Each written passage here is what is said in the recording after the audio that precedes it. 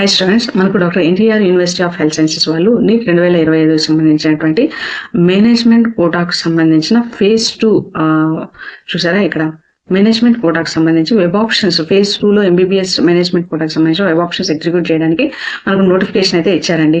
So ఈ notification గురించి ఈ వీడియోలో డిస్కస్ చేద్దాము. సో ఫస్ట్ ఆఫ్ ఆల్ ఇక్కడ ఏంటి, ఎవరు ఈ phase 2 కి అంటే మేనేజ్మెంట్ కోటాలో అప్లై చేసుకోవచ్చు వెబ్ ఆప్షన్స్ కోసం అంటే, so competent authority self financing seats in government medical colleges and competent authority NRI category seats in government medical colleges. So వీళ్ళిద్దరూ కూడా ఈ మేనేజ్మెంట్ కోటా కింద వెబ్ ఆప్షన్స్ ఎగ్జిక్యూట్ చేయొచ్చండి. తర్వాత మేనేజ్మెంట్ కోటా అంటే B1, B2 as well as C category, NRI category people, private unaided non minority medical colleges లో, dental colleges లో affiliated to doctor NTR university. And then మనకు phase 1 తర్వాత 2 colleges, Gayatri విద్యా పరిషత్ తర్వాత medical college, ఈ 2 కాలేజెస్ కి permission ఇచ్చారనమాట. ఆ మెడికల్ కాలేజ్ లో జాయిన్ అవ్వాలి అనుకున్న వాళ్ళు కూడా మేనేజ్మెంట్ కోటా కింద అప్లై చేసుకోవచ్చు అనమాట.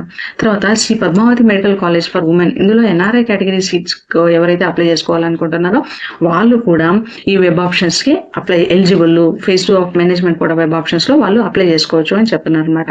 మరి ఈ వెబ్ ఆప్షన్స్ కి టైం ఎప్పటి నుంచి ఇచ్చారంటే 6 PM ఆఫ్ 1st October నుంచి 10 AM ఆఫ్ 6th October వరకు మనకు టైం ఇచ్చారు. ఆల్మోస్ట్ ఇక్కడ 6 days ఉందండి. So 6 PM of 1st October నుంచి 10 AM ఆఫ్ 6th October వరకు ఇచ్చారనమాట. సో ఎక్సర్సైజ్ వెబ్సైట్ లో చూడాలన్నమాట. తర్వాత మోస్ట్ ఇంపార్టెంట్ థింగ్ ఏంటి అంటే, మనకు యూనివర్సిటీ ఫీ అనేది పే చేయాలి. ఒకవేళ మీకు మేనేజ్మెంట్ కోటాలో సీట్ అనేది అలాట్ అయిన తర్వాత మీరు అలాట్మెంట్ లెటర్ ని డౌన్లోడ్ చేసుకోవాలి. ఫస్ట్ టైం ఎవరికైతే సీట్ అలాట్ అవుతుందో సెకండ్ రౌండ్ లో వాళ్ళు ఏం చేయాలి అంటే, university first allotment letter download చేసుకోవాలి. డౌన్లోడ్ చేసి వాళ్ళు ఆ కాలేజ్కి వెళ్ళి వాళ్ళ యొక్క ఒరిజినల్ సర్టిఫికేట్స్, దానికి సంబంధించినటువంటి బాండ్స్ అన్ని కూడా సబ్మిట్ చేయాలన్నమాట.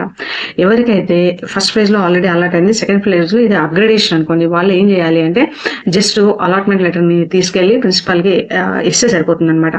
సో యూనివర్సిటీ ఫీ అనేది ఎంత పే చేయాలి, ఇక్కడ మనకు 4 కేటగిరీస్ ఇచ్చారండి.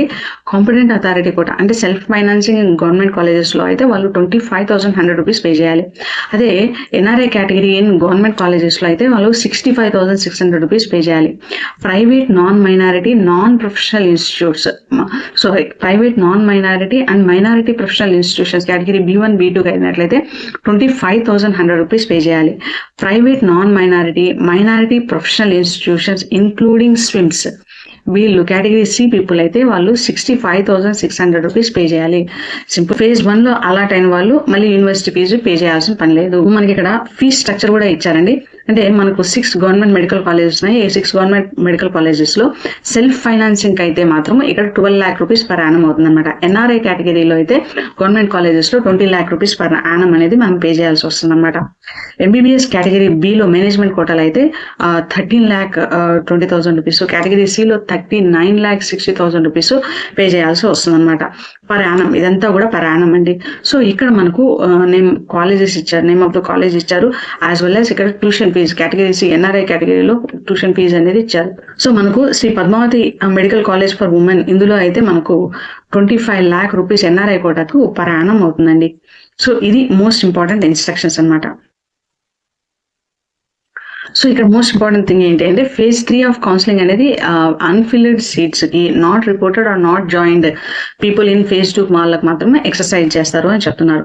మీకు ఏదైనా ఇంకా డౌట్స్ ఏమైనా ఉన్నట్లయితే ఇక్కడ డౌట్స్ క్లారిఫికేషన్ కోసం మనకి ఇక్కడ ఇచ్చారనమాట phone numbers.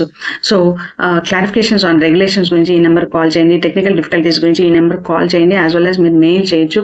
Clarification of payment gateways గురించి మీకు ఈ నెంబర్స్ కి కాల్ చేయొచ్చు, లేదా ఈమెయిల్ ఐడికి మీరు మెయిల్ చేయొచ్చు అనమాట. టైమింగ్స్ వచ్చేసి 10 AM నుంచి 6 PM వరకు మాత్రమే వాళ్ళు ఆన్సర్ చేస్తారు. దాని తర్వాత వాళ్ళు ఆన్సర్ చేయరు.